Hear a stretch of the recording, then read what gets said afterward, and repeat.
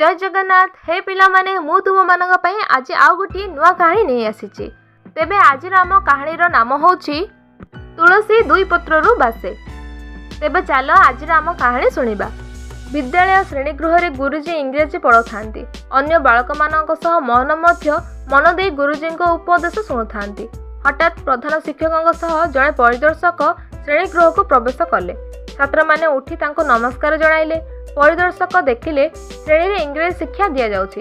तेणु से छात्र मानक इंग्रेजी ज्ञान परीक्षा करिया पई शब्द पांचटी डाकिले। छात्र माने निजर खाता रे शब्द पांचटी लेखुथांती। मोहन मध्य तळको चाहि शब्द लेखुथांती। शब्द गुड़िक मध्यरु गोटे शब्द भूल लेखिथिबार देखि गुरुजी मोहन को पाखको डाकी कहिले, मोहन तुमर गोटे शब्द भूल अछि, पाख पिलांक ठारू एहाको देखि ठीक कर। मोहन गुरुजी ठारू बुझी पारिले मध्य कॉपी करी लेखिले नाही। सेही भूल शब्द गुड़िक नहीं परिदर्शकों को देखाइले। समस्तंकर पांचटी जाक शब्द ठीक अछि, किंतु मोहनंकर गोटे शब्द भूल अछि। परिदर्शकों जीवा परे गुरुजी मोहन को पाखको डाकिले। पाख पिलांको काहेकि ठीक शब्द लेखिला नाही बोली पचारिले। मोहन कहिला, कॉपी करिबा अन्याय भितरे सबुठारु बड़ अन्याय अटे। सेहीपरि अन्याय मु किपरि करिथांती गुरुजी। मोहनर उत्तर रे गुरुजी खूब खुशी हेले और ताको प्रशंसा करले। सेही छोट बालकटी के जानिछ, से होची बापूजी।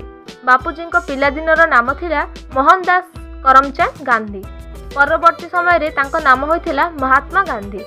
तांको पितांको नाम थिला करमचंद गांधी और मातांको नाम थिला पुतली बाई। गुजरात पोरबंदर ठारे से जन्म ग्रहण करथिले। सत्य, शांति और अहिंसा थिला तांको जीवनर मूल मंत्र। प्रत्येक भारतीयों अंतर रे से आज मध्य चिर अमर होई रहिछंती। तुलसी दुई पत्ररु बासिला परी अति छोट बयसरु तांको बुद्धिमत्तार परिचय मिलिथिला। तेबे पिला माने तुम मानको एई कहानीटी किपरि लागिला मते कमेंट माध्यम रे निश्चित भावे जणाइबो। तेबे एई कहानीर किछि प्रश्न मु तुम मानको पचारिबी, एहार उत्तर मते कमेंट माध्यम रे जणाइबो। प्रश्न क, परिदर्शक छात्र मानको कोन परीक्षा करले। प्रश्न ख, मोहन को गुरुजी काहेकि ठारिले। प्रश्न ग, मोहन गुरुजी को कौन उत्तर देले। प्रश्न ख, गांधी पिला बेलर नाम कौन थिला। प्रश्न उ, गांधीजी जीवनर मूल मंत्र कौन थिला। यार उत्तर मते कमेंट रे निश्चित भाव में जणाइबो। धन्यवाद।